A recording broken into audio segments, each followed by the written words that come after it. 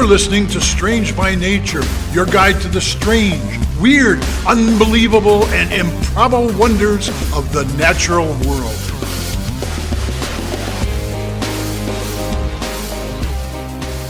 Hello, everyone, and thanks for being here today. I'm Kirk Mona, and joining me are Rachel Gimza and Victoria Thompson. We're all naturalists who together have scoured the world for weird and wonderful wonders, just to please your mammalian brain's desire for novelty. Isn't that nice? Let's do this. Well, hello, everybody. Welcome to the show. Good to see you guys again, always. Yay, Great good to see you be too, here, Victoria. As usual. I'm And excited. I suppose you too, Kirk. Oh, thanks, Rachel. Thanks. I see you all the time. Yeah, That is true. you two work together now. I'm Yeah. kind of jealous, but that's okay. Mm-hmm. Well, I start things off this week, and this is one I've been sitting on for a while because it's kind of a monster in a couple of ways. We are getting close to Halloween. We are getting close to Halloween, and this is for me So at least, a pretty scary topic. Oh, God. I'm going to start off by talking about how I love Wikipedia. I love Wikipedia. It's so helpful. Yeah, it's amazing. For a number of reasons. The one I want to highlight today is its lists. There's a table or a bullet list on So nice. so many topics. A lot of them are, totally mundane and predictable things like countries by population or all the James Bond films or whatever. But then there's weirder and quirkier stuff. Like there was that list of recursive lakes and islands that I did a whole episode about. That's true. Yeah. I remember What that a one. great passion project, yeah. Yeah. The list. I mean, an island within, what was it? A lake within an island within a lake within an island? I think the smallest one was an island in a lake and an island in a lake and an island in a lake, but Oh, my gosh. I love it. Oh, man. yeah, it was a lot. The list I'm using to kick off today's episode is not that weird, but it is certainly macabre. And it is the list of human disease case fatality rates. Oh, no. Yes. Okay. It's sorted by fatality rate when you open up the page. And there are a handful of diseases that fall into what I would call the elite category of diseases with fatality rates above 95%. Yeah. That's fair. That's, yeah. Quite the hall of shame for the worst bacteria, viruses, and parasites out there. Most of these on the list have a little qualification attached. The 95 or above if untreated or unvaccinated. Yeah. Right? Oh, okay. So Kirk, a few Halloweens ago, actually, you talked about rabies, which does have a... No, I talked about rabies. Oh, was it you? I'm sorry. My bad. Yeah. It's all good. Rabies still scares me so much. Very scary. But Terrifying. there's a vaccine and there's post-exposure treatment that's very effective at preventing it. That's amazing, yeah. Even for horrifying diseases like African sleeping sickness that have no vaccine, there are treatments that can be given that reduce the absolutely terrible fatality rate. But today I am going to talk about the disease that stands alone, one of a kind, unique. This disease has a 100% fatality rate, no vaccine, no treatment, no cure. Oh, no. I don't like that. I don't like where this is going. Yep. Oh, no. Today I am talking about prion diseases. Oh, no. Oh, These are... I hate don't like these. Oh, That's man. right, try not and you to, should hate them. They're horrible. Otherwise, I talked about CWD, chronic wasting disease, a while ago, and that was a prion disease, and just God. Yeah. Go for it. So, prion diseases or otherwise, or is it prion? Prion. I always thought it was prion. I'm just going to go with prion. Tomato. Okay. Otherwise known as transmissible spongiform encephalopathies. Yeah. That is What a name. Yeah, it's a mouthful. If you break it down to the word roots, it means a contagious disease that turns your brain into a sponge. So there you go. Oh. The imagery is not great. Nope. No. So the most famous of these is the so-called mad cow disease, but as you mentioned, there's chronic wasting disease in different types of deer, and there's also scrapie, which is found in sheep, Oh God. which is yeah, quite a name. And in humans, it's called Creutzfeldt-Jakob disease. Mm-hmm. A lot of what we know about TSEs, I'm just going to call them TSEs, That's a Thank you. great way to go. yeah, in humans comes from two areas, one being mad cow disease, and the other is the Foray people of Papua New Guinea. The Foray suffered from a severe epidemic of a disease they called kuru, which lasted from the early 1900s to the early 2000s, with the peak being in like the 50s-ish. It was eventually linked to their religious funerary practice of women and children eating dead family members, including the brain. Oh dear. Yeah. Which they I mean, they no longer do. funerary. Yeah. To each their own religious practices. Yeah. I do personally draw the line at cannibalism. Likewise. But different cultures are different. Yep. Profound insight there. I wish I Yeah. We didn't get that one on a t-shirt. Different cultures are different. Well spotted, Victoria. I wish I had more time to go into the story because it is quite fascinating. But one of the main takeaways from studying kuru was that it has a very long incubation period. Oh no. 10 to 50 years. Whoa. What? Years. Years. Years, you said. Wow. Yeah. Oh no. That makes it really hard, I That- imagine, to figure out what the cause was. Yes. Uh-huh. Again, I can't get into all the details, but we have a lot more of this episode to go. I will talk a little bit about some of the symptoms because they're pretty typical for a lot of TSEs. It does vary between the different TSE diseases, but speaking in a general way, kuru, it means trembling in the Foray language. So people who got this disease, first their gait became unsteady. They had trouble pronouncing words. Then they lost the ability to walk and were racked with tremors. Their moods became unpredictable. They would sometimes have bouts of uncontrollable laughter. More difficulty That's speaking. terrifying. Yeah. No, I think that's what would get me is the laughter. I'm so sorry. That's scarier to me. That's pretty- That's like Joker venom. Creepy. Yeah. In the terminal stage, the person would no longer be able to sit upright, would have difficulty swallowing, stop speaking, become incontinent, become unresponsive to what's around them, but still conscious. So that's horrible. Right, because your brain is turning into a sponge. Exactly. Yeah. And average time from onset of symptoms to death was 12 months. And the fatality rate was, of course, 100%. Ugh. Now, moving on, folks who are Kirks or my age, I don't know about you, Rachel, but us older folks probably remember Oh, dear. You're not that much older than me. No. But I think I know where you're going with mad this. cow disease. How much do you remember that, Rachel? You were around for that? I remember bits and pieces. I remember hearing about it, maybe. It was like all. Yeah, in the it was news. it was such a big, huge, like- big freaking deal in the 90s, especially. I think it would depend on when in the 90s. Early for me. to mid 90s, especially, I would say.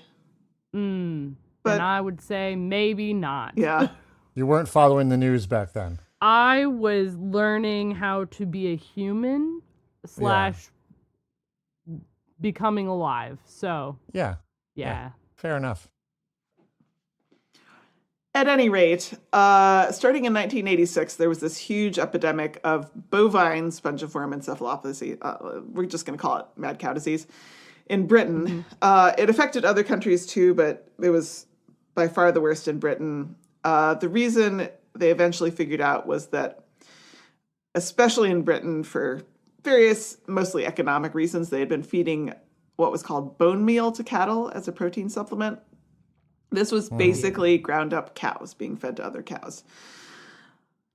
Don't do that. Yeah, it was That sounds not great. not as big an issue here because we largely fed soy-based foods to our cattle. But at any rate, the UK went all in on bone meal. And for a while before the UK government got its act together, these so-called downer cattle with mad cow disease were being processed into more bone meal and fed to other cows. So And fed back to their yeah, cows. it was a real Oh, good. skyrocketing epidemic. You Like the wanna worst know possible how thing you disease could do works is what and they were can doing. Spread. Oh, well, that's one way to do it. Yeah. And then it started showing up in humans. And it is thought because of the infected beef in the food supply, of which there was plenty. This caused a huge uproar, as you can imagine. Now, there was a lot of debate for many years trying to figure out what was causing these diseases. But eventually, we're basically at a scientific consensus at this point, with some people who disagree, but people think it's these infectious agents called prions, or perhaps prions. So prions are weird as heck because they are not. They're not a virus. They're not a bacterium. They're not a fungus, a parasite, protozoan, any of those things. They are a protein, a misfolded protein. We actually And what havoc it can cause. Yes. Just like, sure. Oh, God. Why not?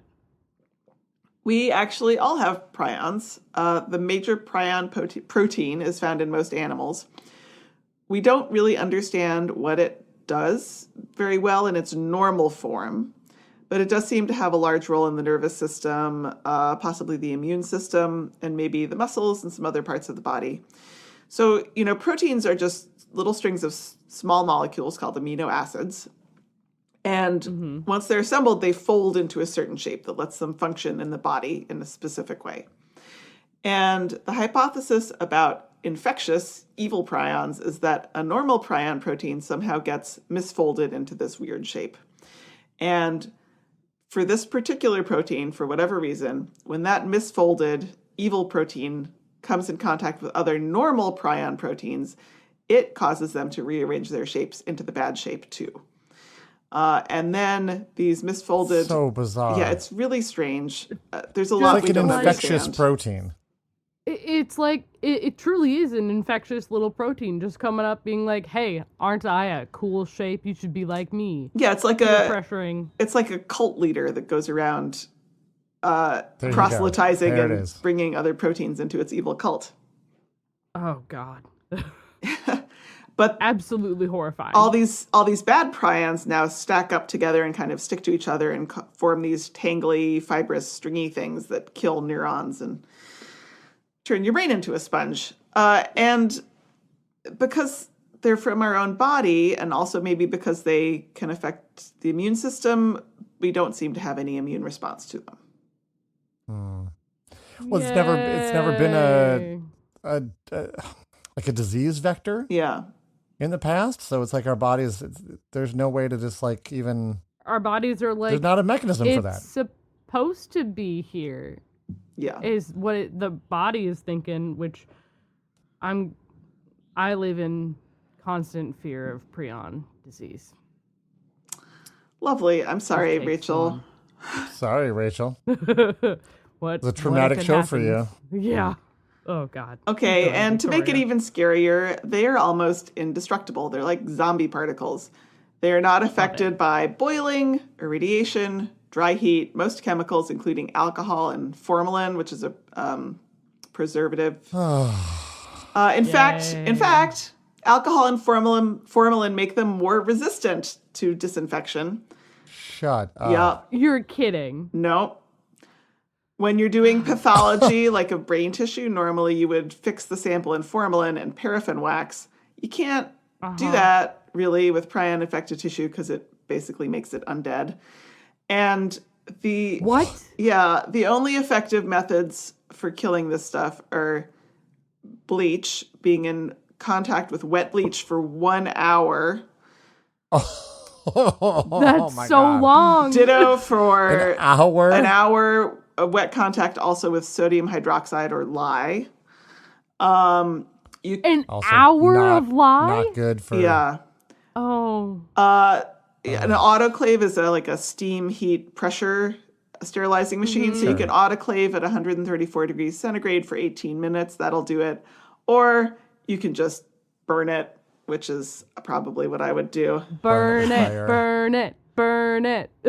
But like, none of those are Things you can do things inside you of can do your to a body. person. Yeah. Right? You cannot drink bleach No. Don't drink bleach. bleach. or inject it into yourself. That's also bad. Bad idea. Yes. One thing that is not really clear is how much of a dose of prions you really need to get infected. And only 178 human cases have occurred due to the mad cow outbreak. Now, when they were saying this has a 20-year incubation period and all these British people ate all this beef and we're going to have thousands and thousands of people coming down with this around the year 2005, 2010, that has not happened. There was a peak in the I think early to mid 2000s, and then we go years without cases. There's maybe one or two cases a year when there is one. Interesting. Okay. Some scientists think that there are still millions of carriers. There's questions about, can it be transmitted by blood transfusions or sex? I studied abroad in England for 6 months and spent a couple months there for other different reasons during the 1990s. And so I was barred from giving blood for a number of years. Wow. Just because of the time I had spent there. Interesting. No longer the case. I now qualify again. But Yay. based on the small number of cases, it does seem like it is pretty hard to transmit, at least through the food supply. Which is good news. Very that good is news, Good yeah. news. Yay. On the bad news side, anybody can get regular Creutzfeldt-Jakob disease. Sometimes it just happens spontaneously in your body for no reason. See, this is exactly why I live in fear of Sweet dreams, Rachel. prion disease. Like, it could Your just body just happen. turned against you. Yeah. But I mean, same thing with cancer, I suppose. Yes. So, But cancer But doesn't if have a someone 100% gets fatality it- rate. So If someone Yeah. gets it, we should not eat their brain, is what you're saying. No. correct. That's correct. Okay. Also, try to there contain are myself. families where there's a genetic predisposition. contain your zombie, predisposition, I guess, there, Kirk. Keep the zombie down. Yeah. See what I can do. There are also families where there's a genetic predisposition. So hopefully that's not your family. You probably would know by now already. There's a lot more I could say about this, guys, but this episode has been too long already. This is wild. There is still a debate about whether prions are even the cause of TSEs, which, some credible scientists don't believe. But I think it seems that most of the evidence is pretty convincing at this point. So stay away from them. My sources this week, Wikipedia, of course, for the initial list. Thank you so much. A article in Food Control about classical BSE in Great Britain, review of its epidemic risk factors, policy, and impact from April 2023. Stat Pearls, which is a National Library of Medicine kind of online textbook, had good articles on Creutzfeldt-Jakob disease and Kuru. University of Minnesota Health, Safety, and Risk Management page on prion decontamination strategies. And for some further listening, if you're interested, a couple good podcast episodes. One of my favorites, Maintenance Phase, has a 2-part episode called Oprah versus Beef that goes into mad cow disease history, panic, and so forth. And the American Chemical Society had a podcast, Tiny Matters, on mad cow and the history, cause, and spread of prion diseases. So we're going to take a little break after that. And when we... This wasn't your Halloween I know. My Halloween episode is a little more lighthearted, I would say. Yay. Okay. Anyway, we'll have a little break, and when we come back, it'll be Kirk.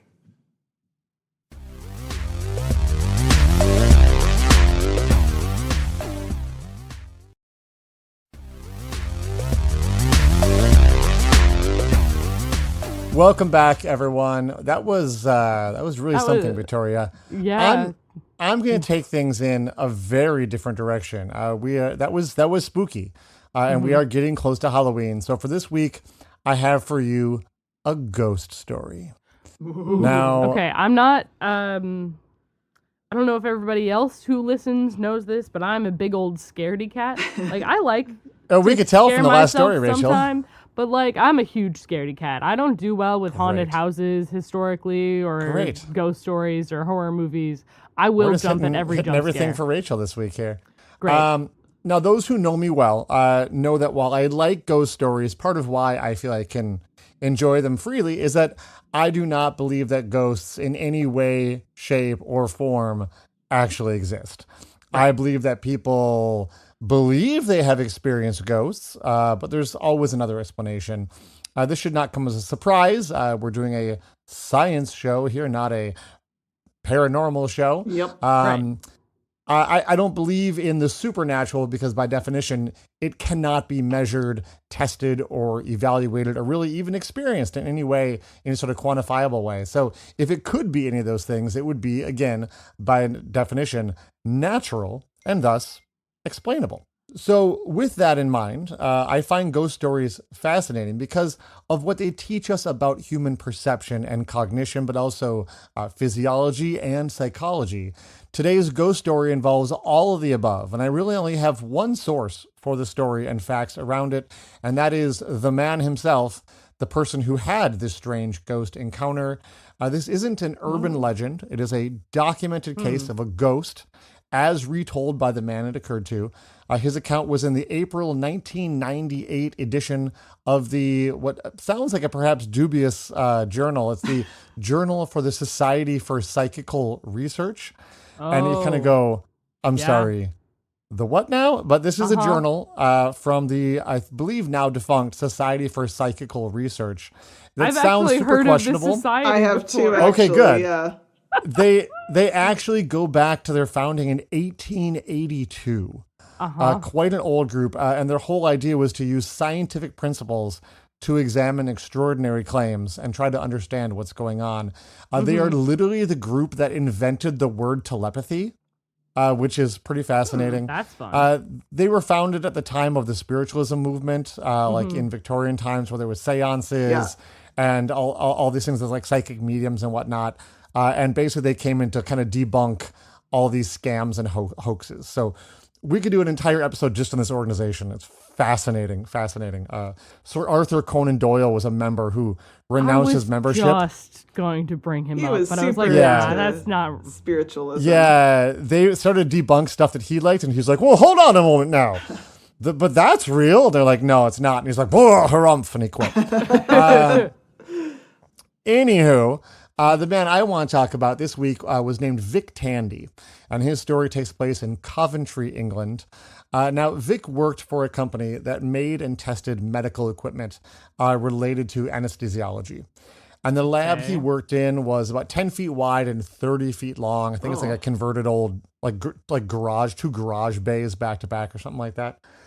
So there was 3 people that worked in this lab. And when Vic started, multiple people told him that the lab was haunted. And people had all kinds of strange experiences in there. And I think this kind of priming in stories is often really important to the psychological aspect of ghost encounters. If you think a ghost is the most likely explanation, then your brain will interpret the experiences you have within the framework of your beliefs. So if you're primed to believe a space is haunted, and then you experience something strange, naturally a ghost may be the explanation that you are most likely to jump to. And people are telling him like, oh wow, you're in the haunted lab, huh? Okay. But Vic was not convinced. He was an engineer, a man of science, and he dismissed all such claims. He knew that labs were full of all kinds of equipment that made strange noises, and even, had like pressure changes and hose that would make them move and things. So lots of things that could move and make noises and go bump in the night in a lab like this. And rumors are one thing, but visceral experiences are something entirely different. And one day when arriving at the lab, he ran into a cleaning lady who was just leaving the lab who looked visibly shook. She had just cleaned the lab, and she claimed to have seen something in the lab. Basically, she saw a ghost. She saw a ghost, right. And she was terrified to even go back in the room. I wouldn't go back. So Vic, being curious, goes into the lab where he sees nothing. There's nothing in there. I've seen enough horror movies. I wouldn't even go back in. I wouldn't go into the lab. Yeah, is it nothing strange? None of the equipment was even turned on. I refuse to be that white woman in a horror movie. Okay. Right, yeah. But he's like, well, this is weird, but again, there's nothing going on here. But as Vic spent more time in the lab over the following weeks, he too started to notice strange things. Now, first off, this lab was a very depressing place to work. I bet. And it wasn't anything in particular about the work he was doing or the people he was working with, or even just like how the room looked or anything like that. He just often felt depressed while sitting at his desk. And thought that was kind of strange that he would have these feelings there. He'd also occasionally get a cold shiver, seemingly for no reason. And reports of cold shivers when ghosts are nearby are very common. Right. Another weird experience was that one day a coworker sitting at a desk on the other end of the room turned to say something to Vic, thinking that he was standing right there next to him. But Vic was actually clear across the other side of the room. Oh. And the coworker swore, he's like, no, you were just standing, or something was just standing right next to me. And I assumed it was you. He's like, no, I was over here. Nope, I'm out. So some of these kind of strange occurrences went on for some time. And our story, perhaps predictably, takes a dramatic turn when Vic was working late in the lab at night on his own. Oh, God. He was sitting at his desk writing and began to feel increasingly uncomfortable. Something was just wrong. He could just sense something was wrong, right? He was sweating, but cold at the same time. Maybe that feeling you get when you're starting to get sick, where it's like, how am I both cold and sweating at the same time? Right. And that strange feeling of depression that he had experienced before kind of came back to him and returned. And this also when a strange paranoia took hold. Have either of you ever been in a room and you're all alone, but you just feel like someone or something is in the room with you? Yes. Yeah, you get that? Uh-huh. Creepy. I was, So he was in RA. I have a story that I'll share later, but yes, very much so. Several times when I was in RA. Rachel has a story for our patrons. Our patrons can tune into the bonus material and hear that. So Vic was completely alone like you were, and it felt like something else was in the lab with him. Creepy. And that must have been incredibly creepy, incredibly spooky. I'm going home. Being a man of science, though, he decided to do some investigating. Now, good for him. I'm going home. Are you sure you haven't told this story before, Kirk? I feel like I might have told this on some bonus material one Halloween. This sounds familiar. Yeah. So they were working. This lab is working. I was working, like I said, on anesthesiology equipment. So he's like, okay, that's the first thing to check, right? So he's checking bottles of oxygen, bottles of carbon dioxide, and the different anesthetic agents to make sure that none were leaking, because those could certainly cause some rather creepy experiences if you're inhaling some gases you're not supposed to. So he checked all those out, and nothing was leaking. None of them could have been the culprit. Everything seemed to check out. So there's no leaks. So he went to go get a fresh cup of coffee. Maybe he's just getting tired, and he sat back at his desk. But things got worse. Now, I want you to imagine you're in this lab alone late at night. You have been feeling like you're being watched, but you know for sure that you are alone. Then, slowly, in his peripheral vision, just to his left, while he sat at his desk, a figure emerged. No! Absolutely not. It was hazy, it was gray and indistinct, but it definitely moved like a person. And this apparition made no sound as it moved. And literally he said the hair stood up on the back of his neck. He got the chills. He later recounted that he was terrified. And he finally got up the courage to turn and look directly at the apparition. And when he did, it was vanished. not there. Nothing. Oh my God. It vanished. Nope. So I'm changing jobs. I think a lot of people would run out of the lab in a blind panic at that moment. Yes, I'm gone. Bye. It would seem that Vic had just seen a ghost, and seen the ghost that so many people had warned him about. Vic, though, just figured, you know what? I'm overworked. It's time for me to go home. That's a sign that it is time. I'm seeing things. I love the rationalization. I really do. I'm going home. I'm changing jobs. Because it can't be a ghost, so I'm overworked. Pretty rational explanation. Now, that's all pretty interesting and makes for a good ghost story. And if someone had told you their firsthand experience of something like that, it'd be pretty hard to convince them that it was anything other than a ghost, because firsthand experiences are so visceral and so real. And if you're like, no, you didn't see what you thought you saw, you're like, dude, you weren't there. I saw it. You didn't. Right. Yeah. So, pretty hard to explain. And that person probably lived their whole life retelling this story to anyone who would listen to them about their very real, very scary ghost experience. Vic, though, simply just went back to work the next day. Absolutely not. Yeah. Now, one thing you need to know about Vic is that he was also into fencing, and he had a competition coming up. So he had a spare fencing blade, but it needed to be reattached to fit into his grip or the handle. So lucky for him, he had a bench vise in his lab at work. So he brought this to work to work on in his a little bit of spare time. Right. And he clamped the blade into the vise on his desk and then went to go get some oil because he needed to make to cut new threads on the base of this blade, and he wanted to get a little bit of oil to do that to make it work better. And when he get back to his desk, he stopped cold because something very strange was happening. The blade was not as he had left it. It was now wildly bouncing up and down in the vise. No. No. And you can, considering the previous experience he'd had in this lab, that's very strange. He was shocked and perhaps afraid for a second, but again, as a man of science, he knew there must be an explanation. This wasn't something to be afraid of. This was evidence to be tested and explored.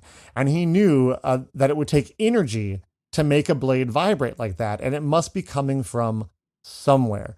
And the intensity of the energy must have been at the same resonant frequency as the blade. So Vic set out to do an experiment.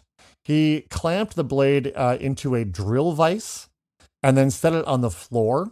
And then he slid that vise along the floor, measuring where it vibrated the most and where it vibrated the least. What a guy, an engineer. Love it. Amazing. Right. What a time. Such an engineering thing to do.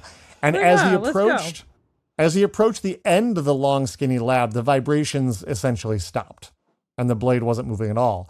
But as he brought the vise closer and closer to the middle of the room, in fact, right in line with his desk, the vibrations reached their peak and the blade was shaken back as fast as it could.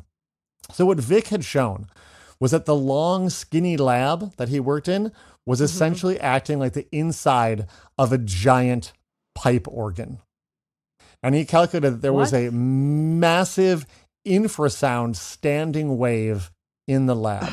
So being infrasound, what that means is it's just right at or below the lower threshold of human hearing. If it had been in the middle of the human hearing range, it would have been an extremely loud sound. It just happened to be so low, you basically couldn't hear it. And imagine standing in the middle of that giant 30-foot long organ pipe that's 10 feet in diameter. And the sound is uncomfortable. Yeah, it's basically there's a wave in there, and you're the middle of the pipe was right where his desk was. So Vic actually ended up speaking with the works foreman for the building and asking, "Hey, did anything change recently? Any new equipment or anything?" And he actually learned that a new large extraction fan had been added to the cleaning bay that was at the end of his lab. At the end of the lab, there's a little window into a cleaning bay, and they have an extraction fan in there. And they went back and turned off this big motor, and voila, the standing wave, along with the vibrations, paranoia, depression feeling, and hallucinations all stopped. So Vic did some reading, and he discovered research by NASA showing that sound waves at 18 hertz can cause a person's eyes to vibrate and actually cause visual distortions. Other studies have suggested that standing waves at these or very similar frequencies can cause paranoia, anxiety, hyperventilation, and panic attacks. And Vic became very interested in studying the effects of sound waves on people and the connection to ghost experiences. He actually ended up visiting one of the most haunted places in Coventry, which was a medieval cellar where many people had bad experiences. They experienced dizziness, anxiety, visual hallucinations. They saw ghosts. And when he studied the cellar, he discovered that it was located at the end of a long modern hallway, and mechanical noise was once again present, creating a standing wave that peaked right at the doorway to the cellar, which is reportedly like the spooky hotspot when you're standing at that doorway. And this standing wave was at the same frequency as the one he found in his lab, which was 19 hertz. Just because you can't hear it doesn't mean your body can't perceive it. Absolutely. So I guess the big question is, do 19 hertz standing waves explain ghosts? Could long haunted hallways with leaky windows at the end actually be essentially 19 hertz giant pipe organs? We do have to think about it, associate like windy nights as being especially haunted. And infrasound probably can't explain every haunted experience, but this story does serve as a good reminder that with careful scientific study, even the paranormal can be shown to simply be normal. And as we're fond of saying on this show, sometimes science is stranger than fiction, and even the truth can make a good story. That's really what I have good. for you this week. Very, very good. I love that, Kirk. I'm still a little freaked out. Well, if you're seeing things, just think like, maybe there's some messed up sound waves in this room that maybe that's why I keep seeing ghosts in that long hallway or something. Right. In which case, I will make that sort of assumption. I'm still leaving the room. Sure. Just give me a call. I'll come over. I'll call you, Kirk. Show me your haunted house, you guys. I'm waiting to see a real haunted house. Oh God. Thanks, Kirk, I guess. You're welcome. Everybody, we're gonna take a really short break and we'll be back with Rachel.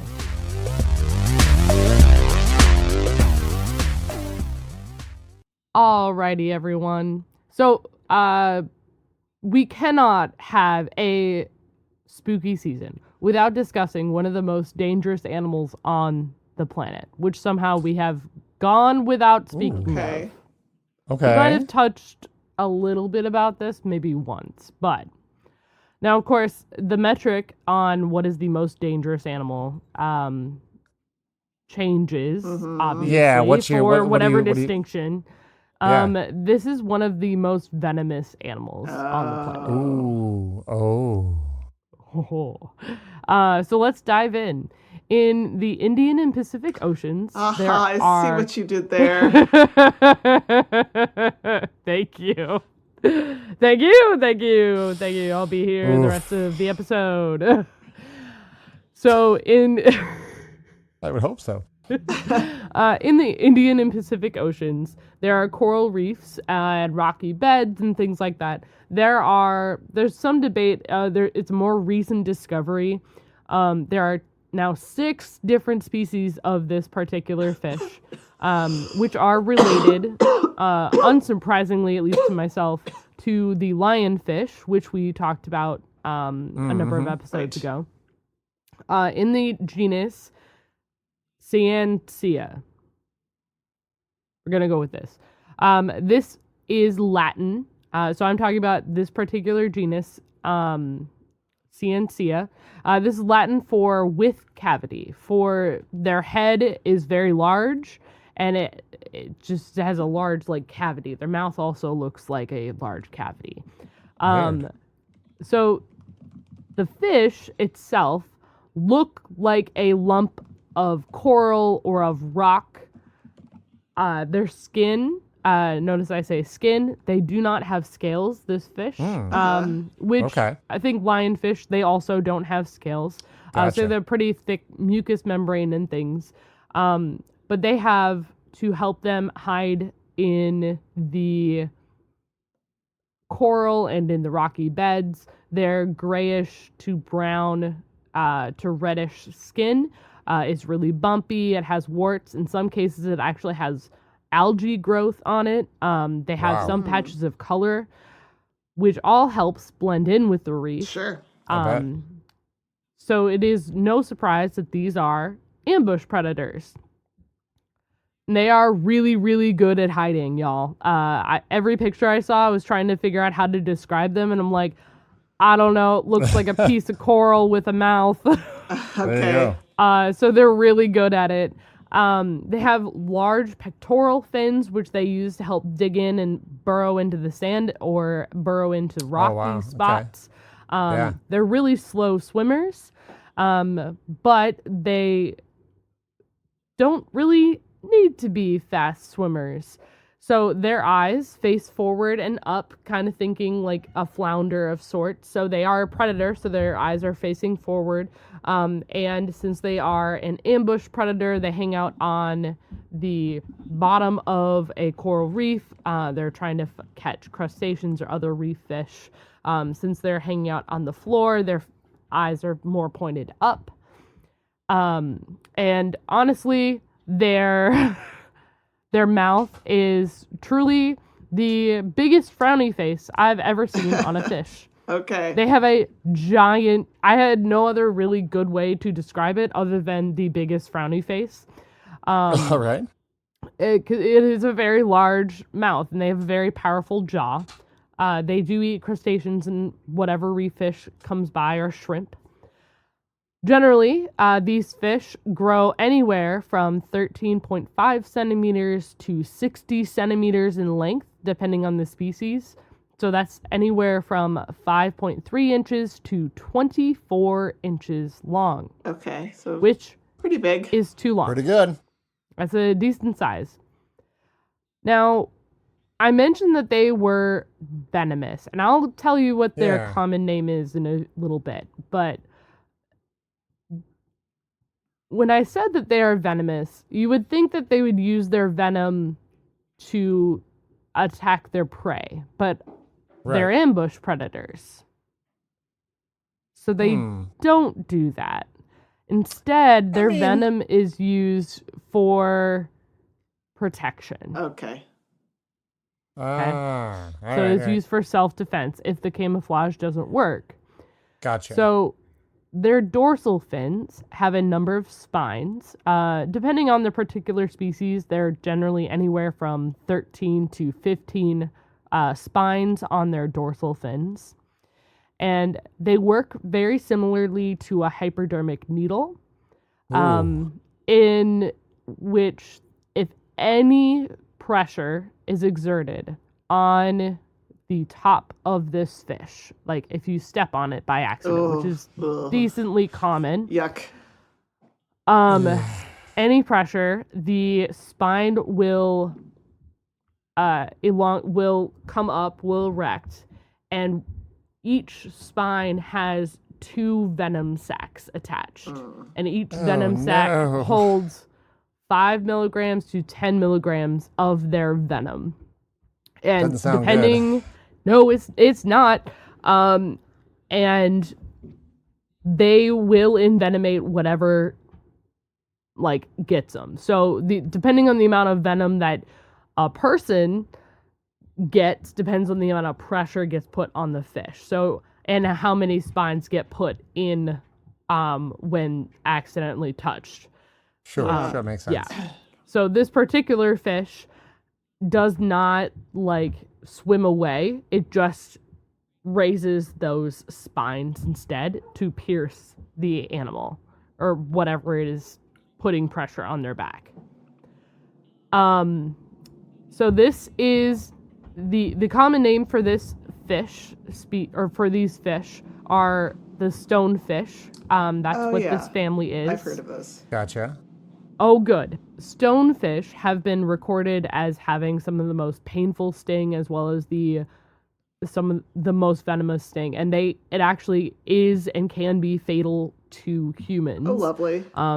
While we talk about the fact that it's the most dangerous and venomous sting in the world, there actually hasn't been a ton of research on what is in the venom and how do they deposit it and things like that.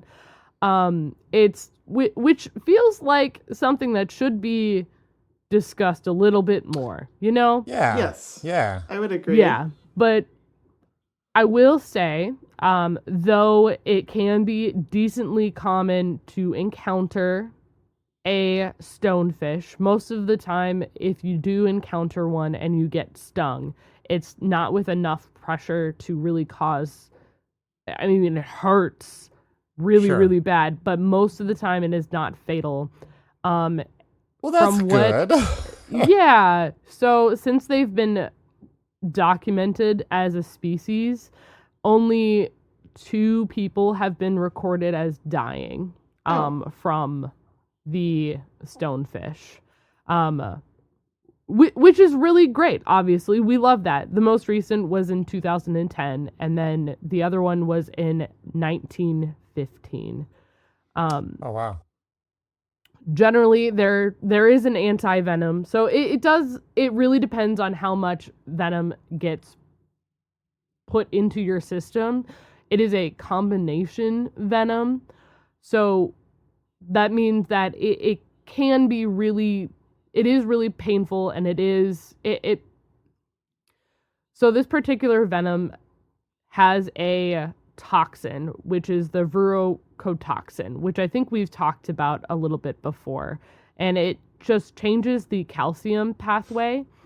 And in humans, what it'll do is it causes a lot of pain. It can cause respiratory weakness, as well as damage your cardiovascular system. It can cause paralysis, and if that all keeps bad happening, things. or if you're in the water, that can lead to death. Yeah. Yep. Again, this is just when the stonefish is disturbed. So the amount of venom is proportional to the amount of pressure. So if it's just like a light tap, it's not going to hurt you. Or like, it'll hurt. I should rephrase. It'll It's not hurt. going to kill you.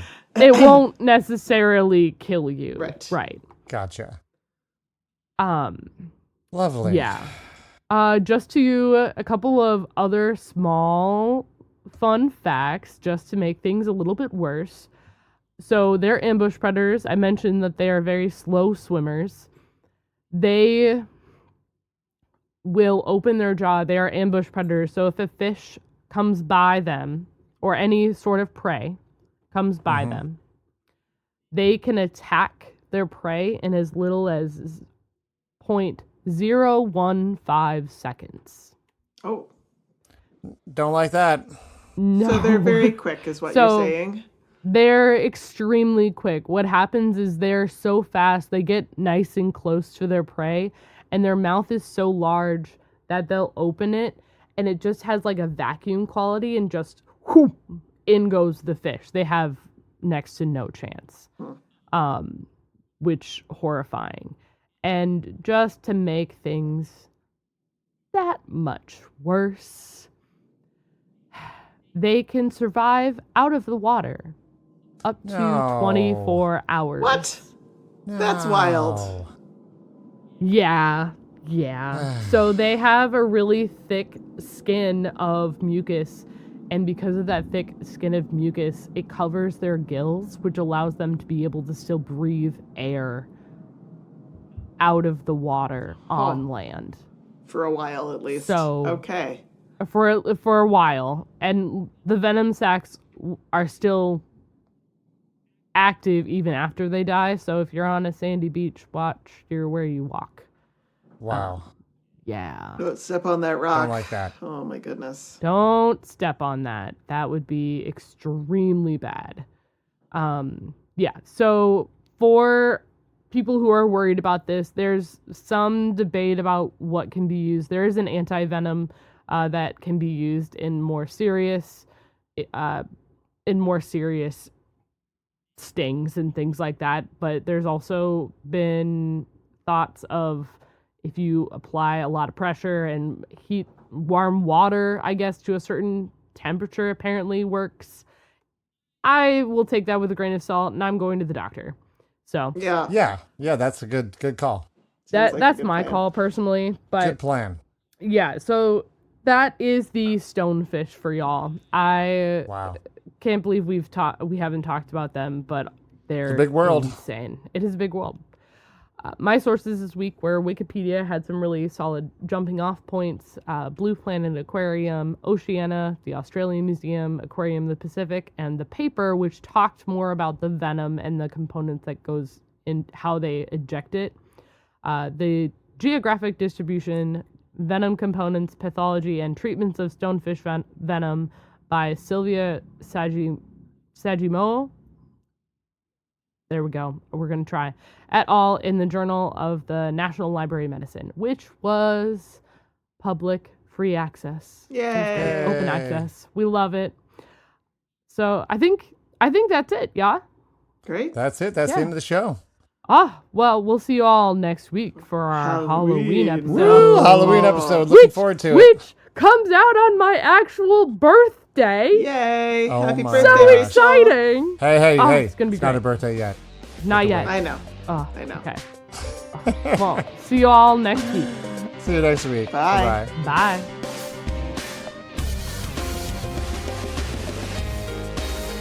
Thanks everyone for listening to today's show. Be sure to subscribe.